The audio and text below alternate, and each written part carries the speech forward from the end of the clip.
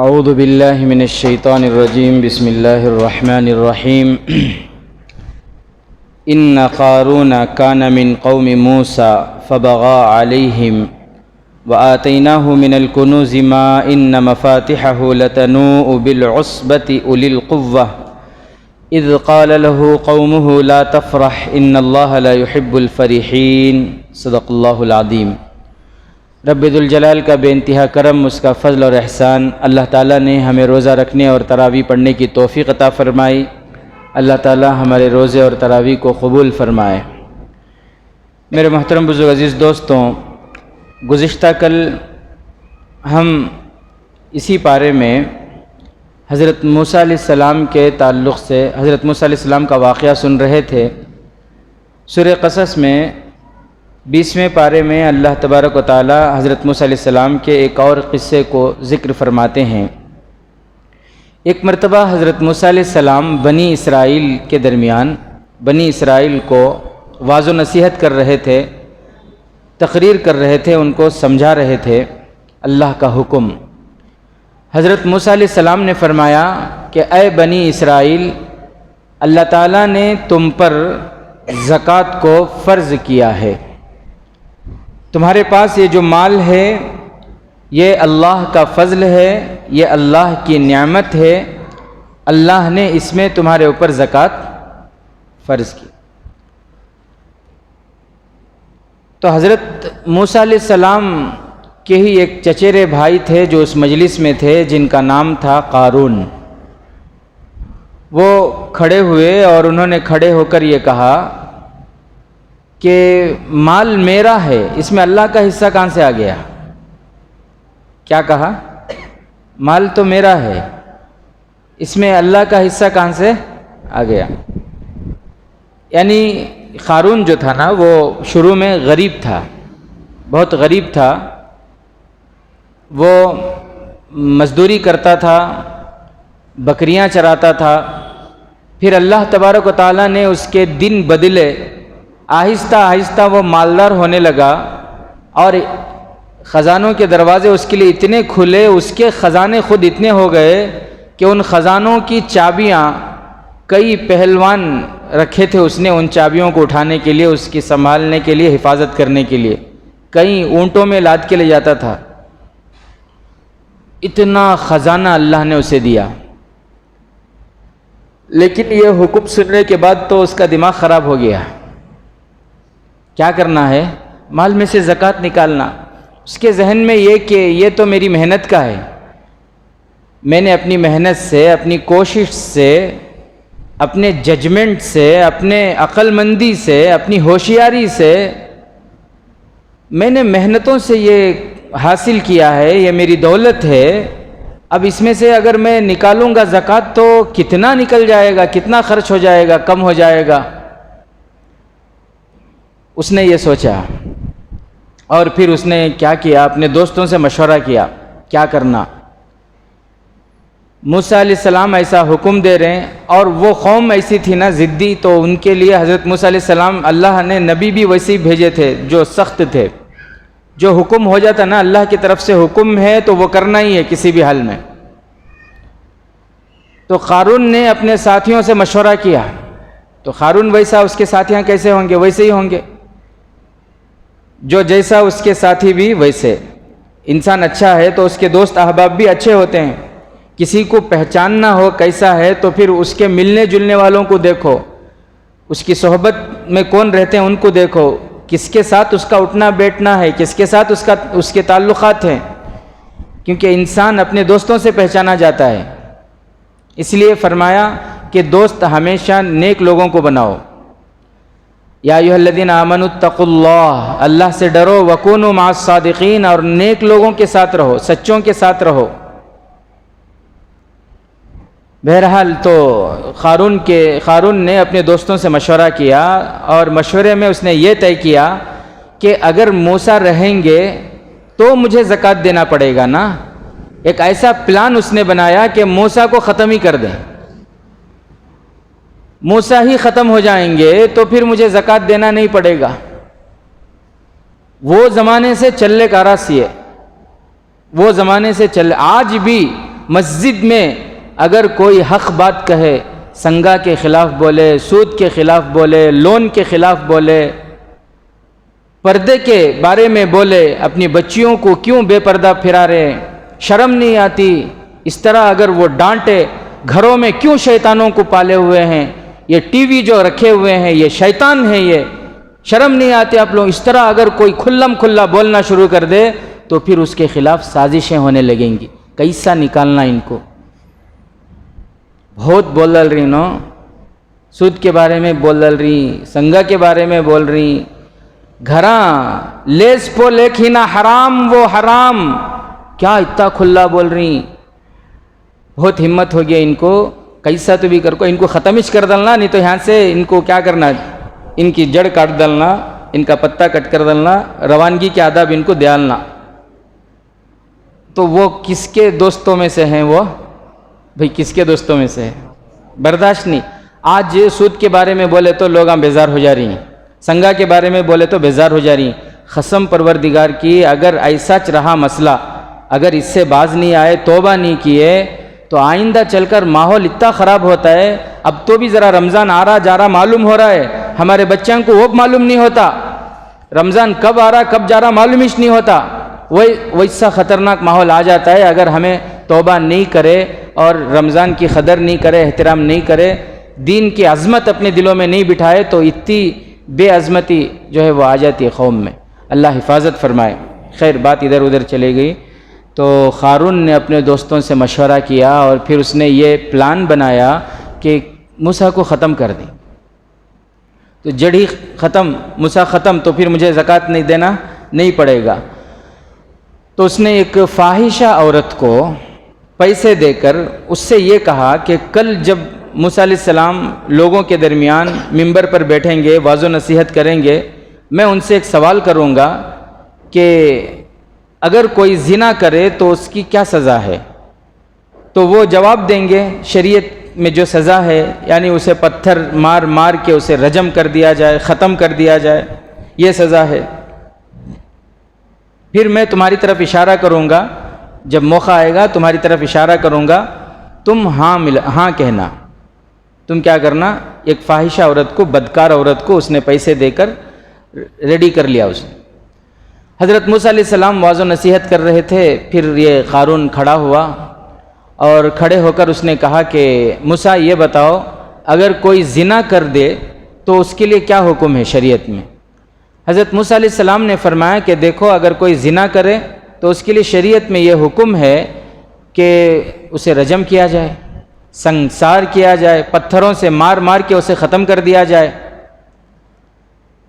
تو قارون نے کہا کہ اگر تم کرو تو، اگر یہ کام تم کرو تو حضرت موسیٰ علیہ السلام نے فرمایا کہ اگر میں کروں تو میرے لیے بھی وہی سزا ہے۔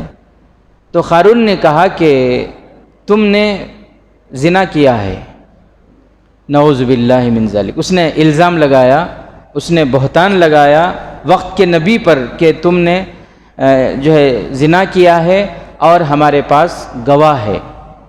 اور پھر اس نے عورت سے کہا کہ کھڑے ہو جاؤ۔ اب چونکہ پہلے سے پیسے اسے ملے ہوئے تھے، اب وہ کھڑی ہو گئی، اور پھر لوگوں کے سامنے، بھرے مجمع میں سب کے سامنے قارون کہنے لگا کہ دیکھو، انہوں نے اس عورت سے زنا کیا ہے، اور اس عورت کے گود میں جو بچہ ہے وہ انہی کا ناجائز بچہ ہے۔ وہ اب وہ عورت کھڑی ہے، گود میں بچہ ہے، اب لوگ مانیں گے کہ نہیں مانیں گے؟ کون نہیں مانے تو ہمیں تو انکھیا مجھ کو مان لیں گے، صحیح بات ہے۔ بہرحال تو اللہ کے نبی کو لوگوں کے سامنے ذلیل کرنا، توہین کرنا، یہ اللہ کیسے برداشت کریں گے؟ ارے اللہ وہ تو نبی ہے نا، اللہ تو کسی ولی کی بھی اگر کوئی بے عزتی کرے، کسی ولی کو اگر کوئی ذلیل کرے تو اللہ برداشت نہیں کرتے۔ وہ تو وقت کے نبی تھے، جلیل القدر پیغمبر حضرت موسیٰ علیہ السلام، ان کی توہین، ان کو ذلیل کرے کوئی تو اللہ کیسے برداشت کرے؟ پیارے آقا حضرت محمد مصطفیٰ صلی اللہ علیہ وسلم نے فرمایا کہ اللہ خود فرماتے ہیں، من آذا ولیا فقد آذنتہ بالحرب، کہ جو میرے کسی ولی کو تکلیف پہنچائے وہ ایسا ہے جیسا کہ اس نے مجھے جنگ کے لیے للکار رہا ہے وہ. تو ولی کو چھیڑنے پر اللہ چھوڑتے نہیں، تو نبی کو چھیڑنے پر چھوڑیں گے اللہ؟ حضرت موسیٰ علیہ السلام اس عورت کی طرف دیکھے نبوت کی آنکھوں سے، پریشان ہو گئے حضرت موسیٰ علیہ السلام، کیسا الزام ہے یہ؟ اس عورت کی طرف دیکھے تو وہ عورت تاب نہیں لا سکی، جھوٹی تھی نا، فاحشہ تھی، بدکار تھی، تاب نہیں لا سکی، اور وہ پسینے میں شرابور ہو گئی، پانی ہو گئی، اور پھر وہ گھبرا گئی بہت زیادہ. حضرت موسیٰ علیہ السلام قریب گئے اور اس بچے سے حضرت موسیٰ علیہ السلام نے پوچھا کہ بتا، حالانکہ وہ بچہ ابھی 1-2 ہفتے کا ہے، وہ چھوٹا سا بچہ ہے، 1-2 ہفتے کا ہے جو بول نہیں سکتا. اس بچے سے حضرت موسیٰ علیہ السلام پوچھتے ہیں کہ اے بچے بول، تو کس کا بیٹا ہے؟ اللہ نے اس بچے کو گویائی عطا فرمائی، بولنے کی طاقت عطا فرمائی. اس بچے نے بولا اور پورے مجمع نے سنا، پورے بنی اسرائیل نے سنا. اس بچے نے یہ کہا کہ آپ اللہ کے نبی ہیں، آپ پاک دامن ہیں، فلاں چرواہے کا میں بیٹا ہوں، فلاں بکریاں چرانے والے کا میں بچہ ہوں. وہ عورت گڑ گڑانے لگی کہ اے موسیٰ مجھے معاف کیجئے، مجھے انہوں نے، قارون نے پیسے دیے تھے اور جھوٹ بولنے کو کہا تھا، مجھے معاف کر دیجئے، اللہ کے عذاب سے مجھے بچا لیجئے. وہ گڑ گڑانے لگی. حضرت موسیٰ علیہ السلام کو جلال آیا، ہاتھ اٹھا کر دعا کرنے لگے. اللہ تعالیٰ نے فرمایا کہ موسیٰ زمین کو تمہارے کنٹرول میں دیتا ہوں، زمین کو تمہیں اختیار دے رہا ہوں، زمین پر حکم کرو جو کرنا ہے. حضرت موسیٰ علیہ السلام جلال میں تھے نا، حضرت موسیٰ علیہ السلام نے زمین کو یہ حکم دیا کہ اے زمین، قارون کو اس کے خزانے سمیت نگلنا شروع کر. قارون خزانوں سمیت زمین میں دھنستا گیا، زمین اس کو نگلتی گئی. وہ معافی مانگتا رہا، موسیٰ مجھے معاف کر دو، موسیٰ مجھے معاف کر دو. دھنستے دھنستے دھنستے وہ زمین کے اندر دھنس گیا، اور اتنا بڑا وہ گڑھا ہے، آج بھی وہ گڑھا موجود ہے جہاں وہ دھسا ہے. تاریخ میں لکھا ہے، کتابوں میں نے پڑھا، جو لوگ گئے وہ دیکھے ہوں گے کہ مصر کا پورا جو ڈرینیج ہے، ڈرینیج کا پانی ہے، وہ اسی گڑھے میں جاتا ہے. ہمارے یہاں کے جیسا نہیں، وہاں بھی ندیاں ہیں، بہت سارے بڑے بڑے ندیاں ہیں، لیکن ندیوں میں گندا پانی نہیں چھوڑتے وہ لوگ، ندیوں میں گندا پانی نہیں چھوڑتے. ہمارے یہاں کا نہیں. ہمارے یہاں کوئی شہر کے قریب سے اگر ندی گزر رہی بولے تو وہ شہر کا پورا کوڑا کرکٹ، وہ شہر کا پورا کچرا، وہ شہر کی پوری گندگی اسی ندی میں بہتی ہے، چھوڑ دیتے ہیں اسی ندی میں، ہے کہ نہیں؟ گنگا ندی کو صاف کرنے کے 2014 سے ابھیان چل رہا ہے، وہ صاف صفائی کا، ابھی تک وہ صاف نہیں ہو پایا، ابھی تک وہ صاف نہیں ہو پایا، پتہ نہیں کب صاف ہوگا. بہرحال تو ہمارے یہاں کے ندیوں کی یہ حالت ہے. وہاں جو خاص طور سے اس طرف کے ممالک میں جو ندی ہیں، وہ ندی کے پانی بالکل پاک ہوتے ہیں، گندگی جانے نہیں دیتے اس میں، وہ گندا ہی نہیں ہوتا. وہ تو پورے قاہرہ شہر کا جو گندا پانی ہے، پورا جو ڈرینیج ہے، وہ پورے کا پورا کون سے گڑھے میں جاتا ہے؟ جہاں پہ وہ دھسا تھا. اور لکھتے ہیں علماء کتابوں میں کہ قیامت تک وہ دھستا ہی رہے گا، قیامت تک وہ دھستا ہی رہے گا. اللہ حفاظت فرمائے. تو میرے محترم بزرگ عزیز دوستوں، اس واقعے سے ہمیں جو سبق ملتا ہے وہ یہ کہ اللہ تبارک و تعالیٰ نے جو مال دیا ہے، تو یہ مال جو ہے وہ اللہ کا فضل ہے، یہ اللہ کا فضل ہے، یہ اللہ کی نعمت ہے، یہ اللہ کی امانت ہے. اس کی وجہ سے انسان کو اکڑنا نہیں چاہیے، فخر نہیں کرنا چاہیے، اللہ کے گھر سے، دین سے، مسجد سے، عبادت سے دور نہیں ہونا چاہیے. انسان یہ سوچتا ہے کہ یہ میری محنت کی کمائی ہے، میرے خون پسینے کی کمائی ہے، میرے ٹیلنٹ کی کمائی ہے، میں ہوشیاری سے کمایا سو میں میرے ججمنٹ کی کمائی ہے، میرے ایسی کمائی ہے، ویسی کمائی ہے. حالانکہ یہ سب دھوکہ ہے.